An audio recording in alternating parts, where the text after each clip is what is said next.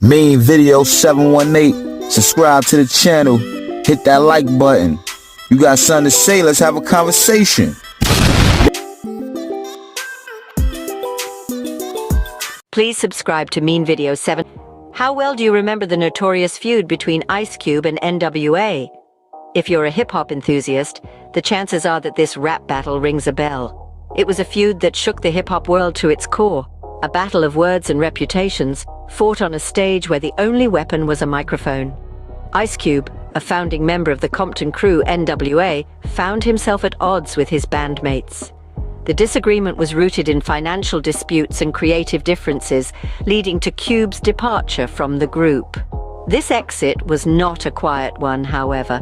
It was marked by the release of a diss track that would become one of the most talked about songs in the history of hip-hop, No Vaseline.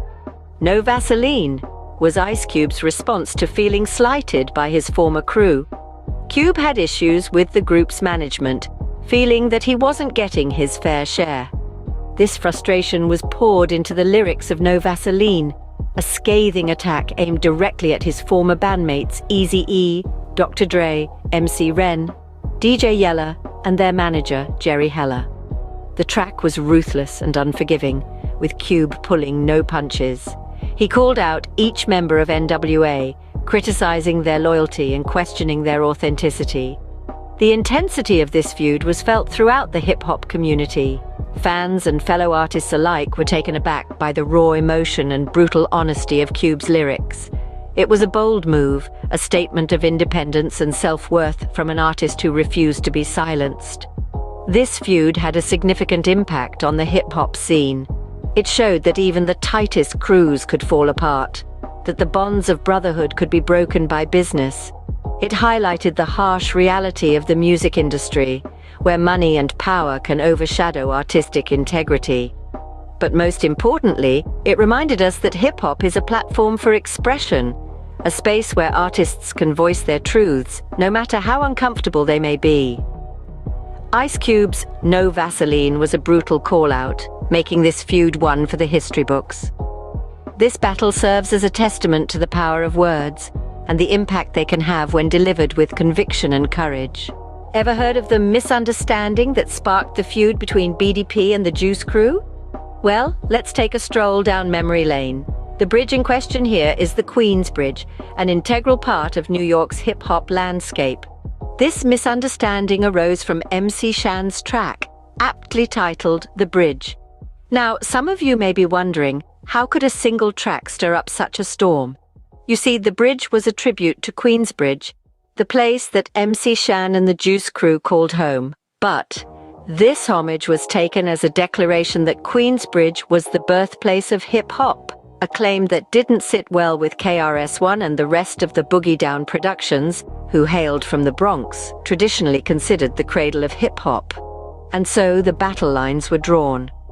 The feud escalated with a series of diss tracks flying back and forth. On one side, we had BDP firing shots with their iconic track, The Bridge Is Over. And on the other, Juice Crew retaliating with equally fierce tracks. The energy, the wordplay, the beats, everything about this battle screamed hip-hop. But what makes this feud so significant? Well, it wasn't just about territorial claims or lyrical prowess. It was about defending the legacy and roots of hip-hop. It was a battle that tested the mettle of the artists involved, pushing them to elevate their craft. And boy, did they deliver. Even though this feud was sparked by a misunderstanding, it resulted in some of the most creative, passionate, and hard-hitting tracks in hip-hop history. It was a testament to the competitive spirit of the genre, a spirit that continues to drive artists to this day. The BDP versus Juice Crew feud, sparked by a single track, went down as one of the most memorable battles in hip-hop. And it's a testament to the power of music, how one song can ignite a fire that burns brightly, leaving an indelible mark on the landscape of hip-hop. Recall the short-lived but intense feud between G-Unit and Murder Inc.? Now that was a knockout round in the hip-hop world. This beef wasn't just a one-on-one, it was a full-on crew war, with 50 Cent's G-Unit and J. Rule's Murder Inc. pulling no punches. Let's rewind a bit to the origins of this feud. It all started as a personal beef between 50 Cent and Ja Rule. The dispute originated from an incident where Ja Rule was allegedly robbed by a man from 50 Cent's neighborhood. The Queens rapper's tension escalated, leading to diss tracks, street fights, and even legal battles. As the flames of this feud grew fiercer, it inevitably drew in their respective crews. On one side, we had G-Unit, a powerhouse crew led by 50 Cent, with members like Lloyd Banks, Young Buck, and Tony Yayo. On the other side was Murder Inc., led by Ja Rule, with artists like Ashanti and Irv Gotti.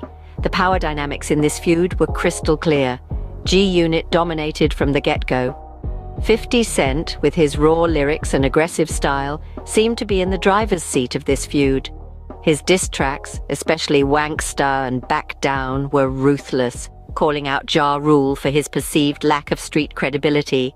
Even when Murder Inc. tried to counter with their own diss tracks, they were often overshadowed by the G-Unit squad. And let's not forget about Eminem, who also jumped in the ring to back up his protege, 50 Cent. With M's lyrical prowess added to the mix, it was clear that G-Unit was holding all the aces.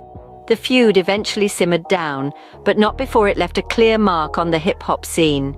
G-Unit had shown their dominance, and 50 Cent had solidified his position as a force to be reckoned with in the industry. G-Unit and Murder Inc.'s feud was a knockout round, clearly showing who held the upper hand in the hip-hop scene. Can you feel the tension in the air when you think about the feud between Jay-Z and Nas? It was more than just a feud. It was a clash of two titans, each standing atop their own empires, each with a unique style and loyal fan base. This wasn't just about proving who was the better rapper, it was about setting the direction for the future of hip-hop. In one corner we had Nas, the poetic storyteller from Queens, whose debut album, Illmatic, is still hailed as one of the greatest hip-hop albums of all time. In the other corner, we had Jay-Z, the entrepreneurial hustler from Brooklyn, who was steadily building his Rockefeller Records empire. The feud reached its boiling point when Nas released Ether, a scorching diss track that dissected Jay-Z's success. Nas questioned Jay-Z's authenticity, arguing that Jay-Z had ridden the coattails of others to achieve his success. He even went so far as to accuse Jay-Z of stealing lyrics from the Notorious Big. The track sent shockwaves through the hip-hop community, sparking heated debates about who was the better rapper. But Jay-Z didn't back down. He responded with The Takeover, a blistering track that attacked Nas's inconsistency and questioned his relevance in the hip-hop scene. Jay-Z argued that Nas had fallen off since his debut album, and that he, Jay-Z, was now the king of New York. The debate between Ether and The Takeover is still a hot topic among hip-hop fans. Some argue that Nas's lyrical prowess and raw emotion on Ether gave him the edge, while others maintain that Jay-Z's calculated dissection of Nas on The Takeover was the superior track. Regardless of who you think won, there's no denying that these diss tracks pushed both artists to new creative heights. The Jay-Z versus Nas feud was a clash of titans, delivering some of the best diss tracks in hip-hop history.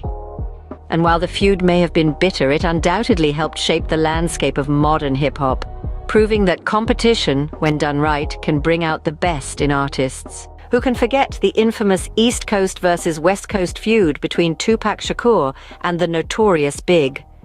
This rivalry was not just a battle of words and beats, but a war of ideologies, cultures, and coasts that shook the very foundation of hip-hop.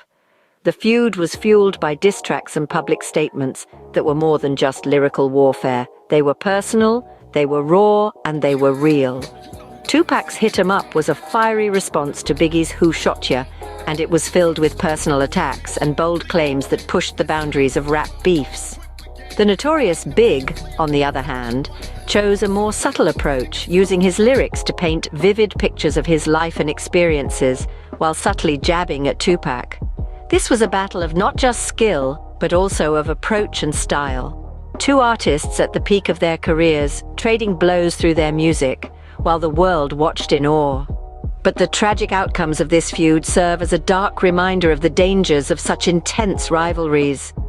Both Tupac and Biggie met untimely ends, their lives cut short in a hail of bullets. Their murders, still unsolved, left a gaping wound in the heart of the hip-hop community, a wound that still hasn't fully healed. This battle did more than just create a rift between East and West. It changed the face of hip-hop forever.